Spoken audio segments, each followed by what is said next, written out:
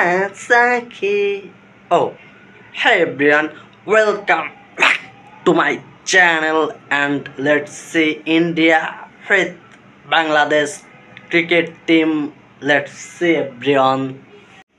একই দিনে ইন্ডিয়া টিমের তিনটা হার, একটা হলো অস্ট্রেলিয়ার সাথে টেস্ট ক্রিকেট ম্যাচে হার, আরেকটা হলো সেটা আপনারা সবাই জানেন অস্ট্রেলিয়া মহিলা দলের সাথে ইন্ডিয়ার মহিলা দলের হার, আর তৃতীয়টা হলো বাংলাদেশের অনূর্ধ্ব-19 টিমের সাথে ইন্ডিয়ার এশিয়া কাপ ফাইনাল ম্যাচে হার। সো এই হার ইন্ডিয়ার দর্শকরা কিভাবে নেবে আমি কোনোভাবেই মানতে পারতেছি না। এমন একটা সিচুয়েশনে এই হারটা বাংলাদেশ তাদেরকে উপহার দিচ্ছে, সেইটা ইন্ডিয়া জাতি সবসময় মনে রাখবে এবং এই হার ভুলে যাওয়ার নয়। এই ইন্ডিয়া ম্যাচটা হার অন্য হারের মতো না ভাই। এই মুভমেন্টে ভারত বাংলাদেশ যেই উত্তেজনাটা চলতে আছে, সেই মুভমেন্টে এরকম একটা হার দেওয়া ভারতের জন্য অসংখ্য দুঃখজনক। এবং ভারতীয় মিডিয়ায় যেই জিনিসটা সবসময় তারা আমাদের ইন্ডিয়া ক্রিকেটের সাথে কম্পেয়ার করে, তাইলেই বুঝবে বাংলাদেশের পরিসংখ্যান।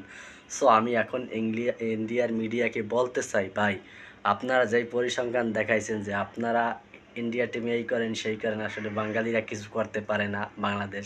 সো এখন দেখেন বাংলাদেশ যেই আপনার করে হারটা দিচ্ছে, তার মানে কি আপনারা ছোট? একদম আমি মনে করি না আপনারা ছোট না, কিন্তু আপনারা যেইভাবে রিপ্রেজেন্ট করেন যে বাংলাদেশ ইন্ডিয়ার সাথে হারে, এইভাবেই কম্পেয়ার করেন। আসলে ভাই এখন আপনারা হারছেন, আমরা কি আপনাকে ছোট হিসাবে কম্পেয়ার করি না। সো কোনো দেশকে কোনো দলকে এমনভাবে রিপ্রেজেন্ট করেন না যাতে পরবর্তীতে আপনাদের গায়েই সেই কাদা লাগে।